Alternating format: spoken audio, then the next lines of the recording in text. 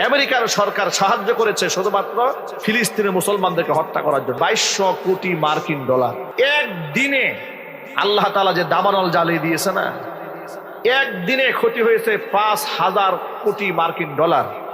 এটা তো শেষ হয়েছে। আজকের তথ্য পেলাম যে আজকের এই পর্যন্ত প্রায় 200 বিলিয়ন মার্কিন ডলারের চাইতে বেশি ক্ষতি হয়ে গেছে ওদের। পৃথিবীর সমস্ত প্রযুক্তি ব্যবহার করে ওরা আগুন নেভাতে পারছে না, দাও দাও করে জ্বলতেছে। সে আগুন এমন ভাবে জ্বলতেছে যে আগুন কি দিয়ে আপনি নেভাবেন? কত প্রকারের তারা গ্যাস, বিভিন্ন প্রকারের কালারিং আপনার গ্যাসগুলো ব্যবহার করতেছে এটাকে নির্বাপন করার জন্য, কন্ট্রোলে আনার জন্য পারতেছে না। একদিকে আগুন জ্বলে, পাশে সমুদ্র, কিন্তু আগুন জ্বলার সাথে সাথে এমন বাতাস ছুটছে যে বাতাস আগুনের টুকরাগুলোকে এক বাড়ি থেকে নিয়ে আরেক বাড়িতে ঢুকাই দিচ্ছে, এক বাড়ি থেকে আরেক বাড়িতে ঢুকাই দিচ্ছে।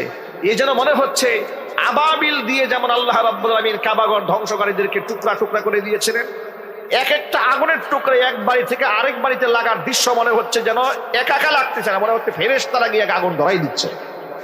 অবস্থা এমন পর্যায়ে দাঁড়িয়ে গিয়েছে। আল্লাহ আছেন না নাই? ডোনাল্ড ট্রাম্প ক্ষমতায় আসার আগ মুহূর্তে এটা একটা তার নির্বাচনী ইশতেহার ছিল যে আমি যদি ক্ষমতায় যেতে পারি তাহলে গাজাকে আমি একটা মৃত্যুপুরীতে পরিণত করব এবং গাজাকে জ্বালিয়ে পুড়ে ছাই বানাই দেব।